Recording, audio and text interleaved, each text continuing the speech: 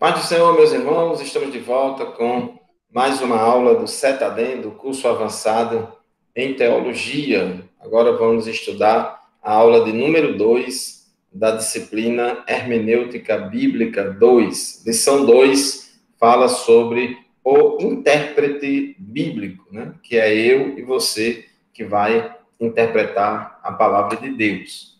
Características exigidas de todos os intérpretes bíblicos. Coisas muito importantes para nos ajudar. Primeiro, irmãos, o intérprete bíblico precisa ser uma pessoa crente, regenerada pelo Espírito Santo. Porque a Bíblia diz que o homem natural não aceita as coisas do Espírito de Deus, porque eles são loucura. Ela não pode entendê-las, né? A pessoa natural não pode entender, porque elas se discernem espiritualmente. Então, por mais que uma pessoa seja estudiosa, por mais que uma pessoa seja bem entendida, vamos dizer assim, na prática de interpretação de texto, tem muitas coisas da Bíblia, irmãos, que a gente só vai entender quando for crente. Só entende quem é crente. Então, o homem natural, ele não compreende as coisas espirituais. Observe, irmãos, que quando Jesus nasceu, os escribas lá de Jerusalém, eles sabiam que a profecia de Miqueias 5:2 dizia que Jesus ia nascer em Belém da Judéia, mas eles não acreditavam naquilo. Então, a Bíblia ela precisa ser compreendida não somente com a razão, com o intelecto, mas também com a emoção, com a alma, com o espírito. Então, tem muita coisa que só entende quem é crente. Para nós crentes, irmãos, o plano da salvação é tão claro, mas você morre de explicar uma pessoa, usa todos os argumentos e depois convida aquela pessoa, você quer aceitar Jesus? A pessoa diz que não. Então, tem muita coisa que a gente só entende depois que crê, depois que é regenerado pelo Espírito Santo. Outra coisa, é importante que o intérprete bíblico seja submisso ao Espírito Santo. O escritor aos Hebreus disse, quanto a isso, temos muito o que dizer, coisas difíceis de explicar, porque vocês se tornaram lentos para aprender. Então, tinha coisas que eram difíceis de explicar, porque os hebreus se tornaram negligentes e lentos para aprender. E aí, por serem lentos para aprender, tinha dificuldade de compreender outras coisas. Então, tem gente, irmãos, que se fecha intelectualmente, tem gente que é teimosa, se fecha intelectualmente e é resistente ao aprendizado. Tem gente que é difícil de aprender coisas novas, porque ele é muito resistente. Então, fica criança a vida toda. E o escritor disse, quem se alimenta de leite ainda é criança e não tem experiência no ensino da justiça. Mas o alimento sólido é para os adultos, os quais, pelo exercício constante, tornaram-se aptos para discernir tanto o bem quanto o mal. Observe que essa capacidade de discernimento, de julgar as coisas, o que é certo, o que é errado, tanto bem quanto mal, depende dessa maturidade, depende desse crescimento espiritual. Isso é fundamental. Crescer na graça e no conhecimento. Outra coisa importante que se requer do intérprete bíblico, a iluminação pelo Espírito Santo. Por quê, irmãos? Lembra-se que falamos na lição anterior, a Bíblia não é apenas um livro humano, ela também é um livro divino. A Bíblia é um livro humano, mas ao mesmo tempo também é um livro divino. E o autor da Bíblia é o Espírito Santo. Temos 40 escritores diferentes, mas todos eles foram usados pelo Espírito Santo. Então, precisamos da ajuda desse intérprete bíblico maior, que é o Espírito Santo. Porque nós interpretamos os textos bíblicos sob a ótica da nossa mente pessoal, de acordo com a nossa visão de mundo. Aquilo que já falamos na aula anterior. A gente carrega para dentro do processo de leitura e de interpretação A gente carrega todos os nossos preconceitos, todos os nossos pressupostos, toda a nossa cultura, o aprendizado que passou de geração a geração, na nossa família, na sociedade e até na igreja. Às vezes a gente aprende coisa errada na igreja, que vem passando há vários anos, de pastor para pastor, e a gente solidifica, cristaliza aquele ensinamento, mas está equivocado. Então, a gente, quando lê a Bíblia, a gente já lê com aquele preconceito. Mas, irmãos, quando o Espírito Santo nos ilumina, aí a gente vai entender a Bíblia como ela é. Então, aqui nessa ilustração, né, ela é interessante que mostra aqui a Bíblia e o intérprete bíblico. Ele vai ler a Bíblia, vai olhar para a Bíblia através da lente, né, a lente mental pessoal. Só, irmãos, que se a nossa lente estiver verde, a gente vai ler a Bíblia verde. Se a lente da gente estiver vermelha, a gente vai ler a Bíblia vermelha. Se a lente da gente for azul, a gente vai enxergar a Bíblia azul. Então, é isso. A gente precisa ter cuidado. Por quê? Porque, por exemplo, uma pessoa do movimento feminista, ela vai ler a Bíblia com essa lente feminista e vai enxergar na Bíblia tudo que vai apoiar o feminismo. Uma pessoa que segue a teologia da libertação, né, ela vai ler a Bíblia com essa lente da teologia da libertação e vai enxergar lá na Bíblia o que ela quer. E por aí vai, irmãos. As nossas ideologias, as ideologias humanas, o que é que elas fazem? Elas pintam as nossas lentes, né, as lentes do nosso óculos com uma cor diferente. Então, a iluminação do Espírito Santo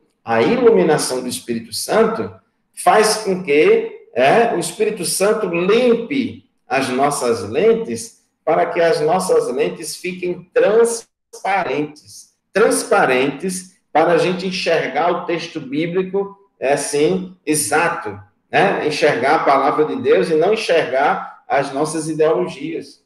Porque a gente tem a tendência de projetar as nossas ideias, de projetar nossas ideologias para dentro do texto bíblico. É a exegese que falamos. Então, a cosmovisão da pessoa tem uma influência muito grande no processo de interpretação. Então, a gente precisa ter cuidado.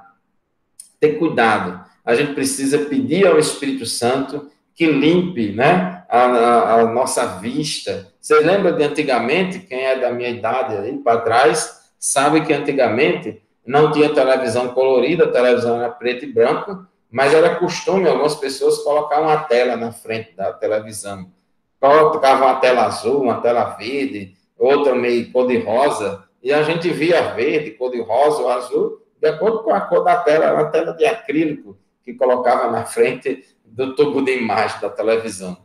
Então, a cosmovisão, ou visão de mundo da pessoa, a mentalidade da pessoa, ela vai influenciar, ela vai embaçar os nossos óculos, fazendo com que a gente não enxergue exatamente o que Deus revelou no texto bíblico. Aí a gente vai ter interpretações equivocadas, a gente vai praticar muito, vai dar muita vazão à exegese, que pode descambar para a heresia, para a heteroexegese. Então, nós precisamos da iluminação do Espírito Santo. Atos 16 e 14 diz que uma certa mulher, chamada Lídia, vendedora de púrpura da cidade de Tiatira, e que servia a Deus, nos ouvia, e o Senhor lhe abriu o coração para que estivesse atenta ao que Paulo dizia. Deus abriu o coração daquela mulher para que ela ficasse atenta ao que Paulo dizia. Irmãos, o Espírito Santo, ele convence o homem do pecado, da justiça e do juízo. Por mais que você chega lá, está evangelizando, né? A gente vai evangelizar de porta em porta e a gente pega lá o folheto, né? Pega lá o folheto das 4 leis espirituais, as 4 verdades e tal, e a gente diz, né? Todo mundo é pecador, Deus nos ama, e não sei o que lá, a primeira, a segunda, a terceira lei, a quarta lei. Quando termina a quarta lei, a gente já quer que a pessoa já se convirta. A gente, não, isso aqui está tão claro, isso aqui tá, os argumentos estão tão encadeados, assim, de uma maneira tão lógica, que todo mundo entende. Aí você termina tudo aquilo ali, o camarada diz, eu não entendi nada. Não entendi nada. Quer Jesus, quer aceitar Jesus? Não quer. E alguns até dizem que quer Jesus só para se livrar de você, para você ir embora. Então, irmãos, tem que o Espírito Santo convencer o homem do pecado, da justiça e do juízo. Deus tem que falar ao coração. Né? Os dois discípulos no caminho de Emaús, Jesus estava falando com eles e estava ardendo o coração deles, né? Embora no princípio ele estivesse como que com os olhos, com as escamas, os olhos fechados, não conseguia enxergar, a lente estava embaçada, mas Deus retirou as escamas dos olhos, e ele conseguiu enxergar a verdade nua e crua. Então precisamos muito da iluminação do Espírito Santo. Jesus disse que o Espírito Santo nos ensinaria todas as coisas e nos faria lembrar de tudo que Jesus ensinou. Então, o Espírito Santo, ele é esse companheiro, né? Ele está ao nosso lado. Então, a gente precisa, como a Bíblia é um livro divino também, então a gente não pode se preocupar somente em conhecer a hermenêutica. A gente precisa buscar a iluminação do Espírito Santo para ele nos ensinar.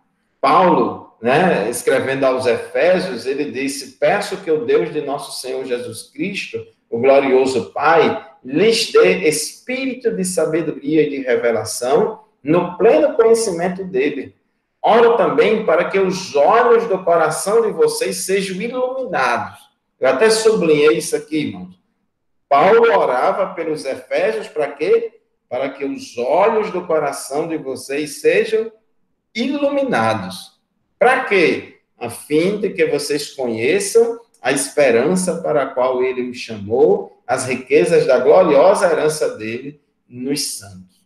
Então, é necessário, irmãos, que o Espírito Santo arranque dos nossos olhos as escamas, as dificuldades que impedem da gente enxergar a verdade.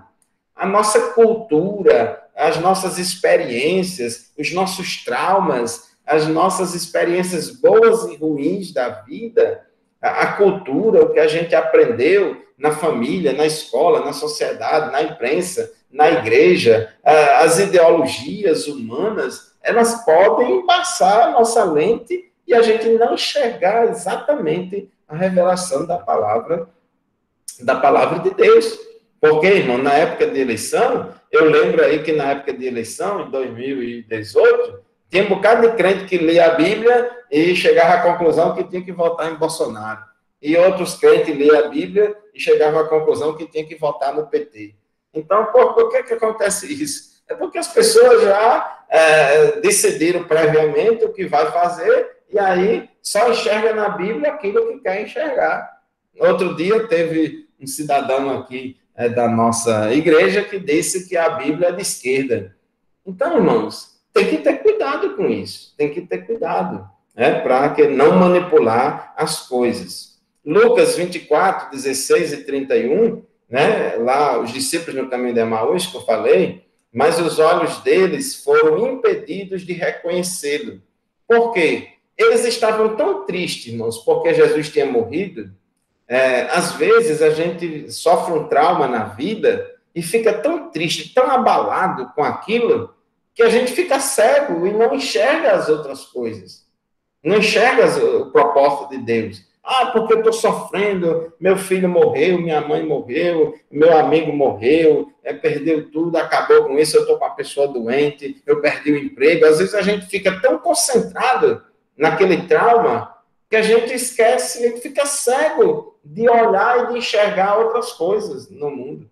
Então, aqueles dois discípulos do caminho de Emaús ficaram tão tristes porque Jesus tinha morrido e achavam que era o fim de tudo, que não estava reconhecendo que aquele homem que ele estava conversando com eles era Jesus. E diz aqui, ó, então os olhos deles foram abertos e o reconheceram. Então, a iluminação do Espírito Santo no processo interpretativo é o Espírito Santo abrir os nossos olhos. O salmista disse, irmãos, Senhor, desvenda os nossos olhos, tira a venda do nosso olho, para que eu possa contemplar as maravilhas da tua lei. Então, isso é iluminação do Espírito Santo. Agora, irmãos, tenhamos cuidado. Tenha cuidado, porque iluminação não é uma nova revelação. O Espírito Santo nunca revelará novas verdades no processo de iluminação. O papel do Espírito Santo na interpretação não é revelar novos segredos a poucos místicos, mas o papel do Espírito Santo na iluminação é remover impedimento no coração do intérprete, da nossa vista, desembaçar a nossa lente para que a gente possa interpretar corretamente. Então, tenha cuidado, irmãos, com alguns pregadores, alguns mestres, alguns pastores, alguns empreendedores de palco, aí, alguns da teologia coach, né, que chega aí diante da plateia, olha, eu estava lendo esse versículo e eu orei a Deus e perguntei o que é que o senhor está querendo dizer com isso? Olha, irmãos, há 2000 anos de história da igreja aqui na Terra, já sabe interpretar aquele versículo tranquilamente, sem nenhuma dificuldade. Né? Todo mundo já sabe a interpretação correta daquele versículo. Mas o camarada lá, que se apresenta como Bambambam, que descobriu a roda, que é a nova, última Coca-Cola gelada no deserto, que é aquele cara que tem segredo com Deus, que é assim com Jesus, e vai orar, fazer uma campanha de 7 dias de jejum para pedir a Deus uma nova interpretação, uma nova revelação, para saber o que é que Deus está querendo dizer com isso aqui. Aí ele inventa uma viagem, inventa uma interpretação maluca. Isso aí não é iluminação do Espírito Santo. Não é iluminação do Espírito Santo. Então, deve ser feita uma distinção entre a revelação bíblica, né, que é resultado da inspiração divina, foi o que Deus revelou aos escritores originais da Bíblia, e a iluminação pessoal é outra. A iluminação pessoal é essa ação do Espírito Santo na nossa vida, removendo do nosso coração os impedimentos da compreensão e desembaçando as nossas lentes para que a gente contemple exatamente o sentido do texto bíblico que Deus quer revelar à nossa vida. A iluminação guia o interessado na compreensão da verdade existente, ao invés de revelar alguma verdade nova. O Espírito Santo nunca revelará ao intérprete uma nova doutrina que Deus já não tenha revelado nas Escrituras. Então, tenha cuidado, irmãos, com isso. Às vezes a pessoa diz, não, mas aconteceu isso na Reforma Protestante, a justificação pela fé de Lutero. Ora, irmãos, espera aí. Lutero não inventou a doutrina da justificação pela fé, não. A doutrina da justificação pela fé é bíblica. Está lá, está aqui no Novo Testamento, desde a época da igreja primitiva, quando a Bíblia foi escrita. Já estava lá na Bíblia, desde quando a Bíblia foi escrita. O problema é que a igreja, ao longo dos séculos, tinha negligenciado essa verdade bíblica que já estava revelada há muito tempo. A igreja estava ensinando diferente e deixou de lado a doutrina da revelação, da justificação pela fé. Então, Lutero foi usado por Deus justamente para poder trazer de volta a igreja para as Escrituras. Lutero não estava ensinando uma doutrina nova inventada por ele. Ele estava ensinando o que já estava revelado aqui na Bíblia, em Gálatas, em Romanos, em tantas outras passagens bíblicas. O movimento pentecostal não inventou doutrina de batismo no Espírito Santo. O movimento pentecostal não inventou doutrina de dons espirituais, não inventou nada. Já está na Bíblia, está aqui desde a época da igreja primitiva. A doutrina pentecostal é bíblica. Apenas foi uma doutrina negligenciada ao longo da história da igreja, né? Inclusive até mesmo pelos reformadores. Os reformadores deram tanta ênfase à justificação pela fé e que esqueceu de outras coisas. E então vieram os pentecostais depois, há 120 anos atrás, e começou a ensinar a doutrina pentecostal porque era bíblica. Isso foi uma iluminação do Espírito Santo. Mas não inventou nova doutrina, não. A doutrina já existia na Bíblia há mais de 2000 anos, certo? Outra coisa importante é a cooperação com o Espírito Santo. Estudo pessoal, iluminação divina e materiais de estudo. Como a Bíblia é um livro de autoria divina, precisamos da ajuda divina para a interpretação. Mas, ao mesmo tempo, a Bíblia também é um livro escrito por homens, de modo que precisamos da hermenêutica para interpretá-la corretamente. Nesse sentido, Calvino recomendou o seguinte para nós: orare et labutare. Essa expressão em latim, orare et labutare, significa orar e labutar. Então, uma boa exegese é aquela que é feita quando a pessoa ela estuda, ela aplica os princípios da hermenêutica, para interpretar corretamente, e ela ora a Deus. Ela ora a Deus, para compreender o sentido exato do texto e principalmente para aplicar aquele texto de forma correta na vida das pessoas. Porque às vezes tem pregador, tem professor, tem ensinador que até interpreta corretamente o sentido do texto, mas aplica o texto de forma errada. Como o diabo tentou fazer Jesus aplicar de forma errada. Então, tem que orar e labutar. Tem que estudar e orar. Orar e estudar. Apóstolo Paulo gostava de ler. Inclusive, já nos últimos momentos da sua vida, já perto de morrer, foi quando ele escreveu 2 Timóteo, ele estava preso e já perto de morrer, ele disse, traga para mim, os livros, a minha capa e os livros, principalmente os pergaminhos. Então, até os últimos dias do seu ministério, Paulo era um leitor ali muito dedicado. O Espírito Santo faz nos lembrar o que temos aprendido previamente. Esse negócio, o Espírito Santo dá na hora. Irmãos, isso é desculpa para quem não quer estudar. É desculpa para quem é relaxado. A gente sabe, como pentecostal, talvez muitos de nós aqui, ou todos, não sei, mas muitos de nós passamos por experiências do tipo assim, a gente é convidado para pregar, ou vai pregar em tal dia, e a gente prepara uma palavra num determinado texto, às vezes faz até um sermão. Não, eu vou pregar nesse texto, eu acho que a igreja está precisando ouvir uma palavra nesse texto. E quando é no dia, irmão, do culto, quando é na hora do culto, o Espírito Santo pode dar um direcionamento diferente. Não, não é nesse texto. Eu quero que você fale para a igreja noutra passagem, noutro texto. E a gente faz isso.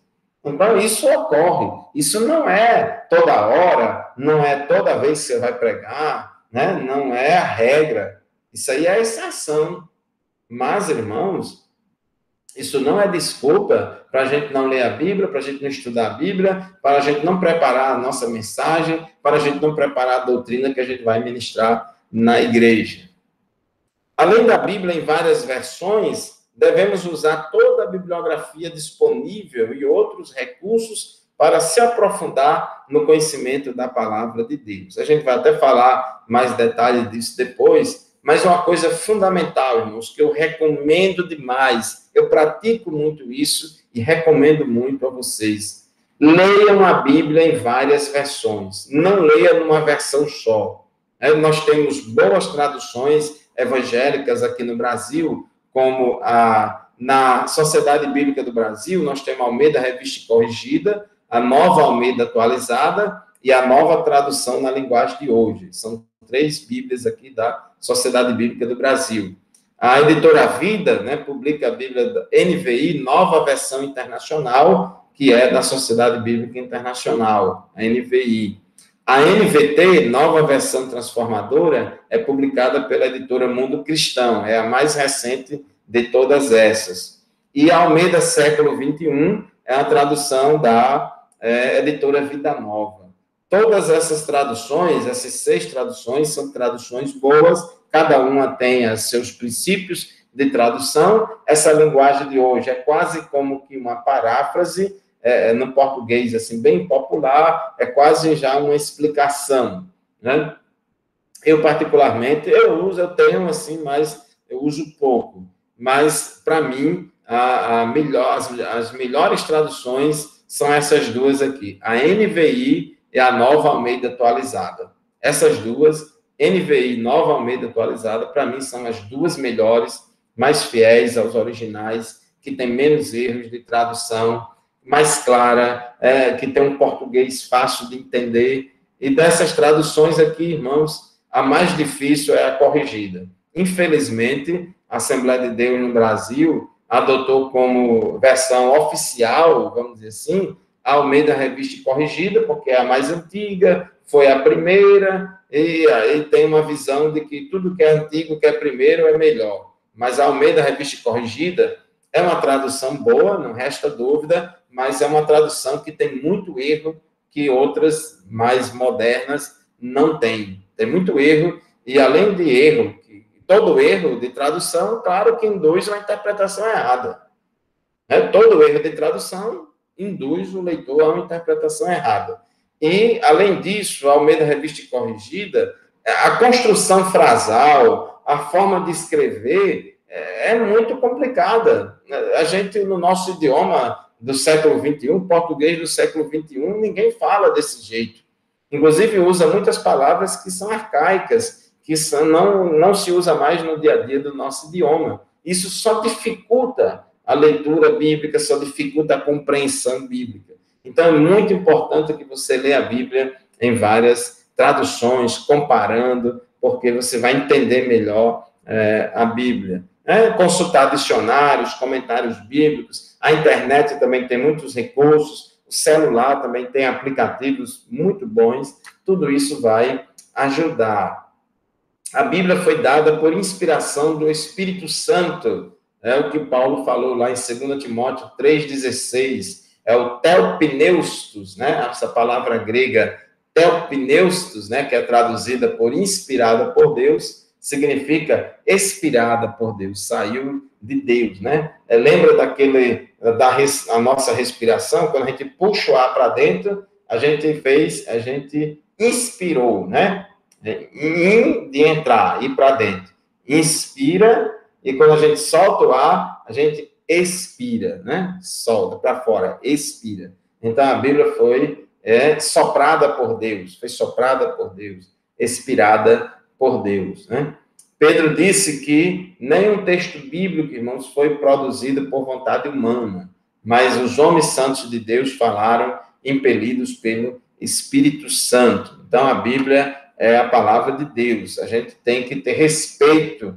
A gente não pode manipular a Bíblia para querer apoiar as nossas ideologias, porque tem a Bíblia de esquerda, tem Bíblia de direita, tem Bíblia do Espiritismo, tem Bíblia da teologia feminista, tem Bíblia da teologia africana, tem Bíblia da teologia gay. Você sabia que tem Bíblia da teologia gay? Tem até para vender aí na internet, espero que ninguém compre. Mas existe, né, a Bíblia Teologia Inclusiva, né, que distorce, tem notas de rodapé, dando interpretações diferentes dos textos bíblicos que condenam o homossexualismo. Aí tem interpretações diferentes, então as pessoas manipulam, não tem o mínimo respeito pela palavra de Deus, e acha que cabe qualquer interpretação. Isso é uma afronta à palavra de Deus. Níveis de inspiração da Bíblia. Nós, evangélicos, irmãos, cremos na inspiração verbal e plenária das Escrituras e cremos que a Bíblia é infalível e inerrante. Quando a gente diz inspiração verbal, a gente quer dizer que todas as palavras da Bíblia foram inspiradas. Inspiração plenária, vem de plenária, de pleno, né? De pleno, completo. Todas as partes da Bíblia são igualmente inspiradas. Tanto é inspirado, irmãos, o Sermão da Montanha, lá de Jesus, Mateus 5-7, como também o livro de Cantares de Salomão, viu? Tanto o livro de Cantares de Salomão, que fala do amor, inclusive hoje é dia dos namorados, né? Então, o amor conjugal, lá de Cantares de Salomão, tudo aquilo ali é inspirado por Deus, do mesmo jeito que foi inspirado o Sermão da Montanha lá em Mateus. A Bíblia é infalível, porque todas as questões de fé e de moral são verdadeiras, e todas as questões que tratam da ciência e da história são verdadeiras. Então, irmãos, a Bíblia é a palavra de Deus. A gente tem que ler a Bíblia não como um livro de literatura qualquer. O grande problema, hoje em dia, na pós-modernidade, é que o pessoal lê a Bíblia como um livro de literatura qualquer, sem respeito pela palavra de Deus.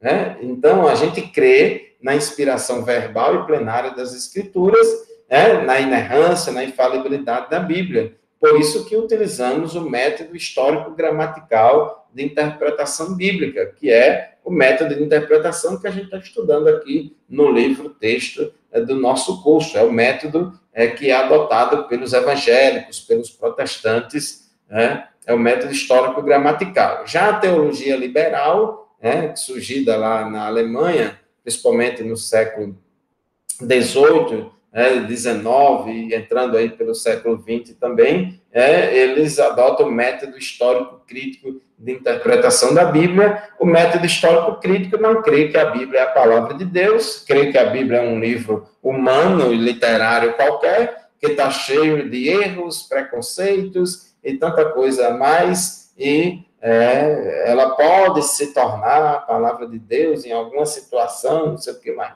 Então, o método histórico-crítico não crê que aqueles milagres foram verdadeiros, não crê que Jesus ressuscitou, quer encontrar uma explicação científica para tudo, né? Então, acha que tudo que não combina com a ciência, então não é de Deus. Então, irmãos, para encerrar, o que se requer do intérprete bíblico? O que se requer de mim e de você? Que sejamos regenerados pelo Espírito Santo, né? Porque o homem natural não compreende as coisas espirituais. É importante que sejamos obedientes às Escrituras. A gente não pode estudar a Bíblia somente por curiosidade, mas porque a gente quer obedecê-la. Que a gente seja orientado pelo Espírito Santo.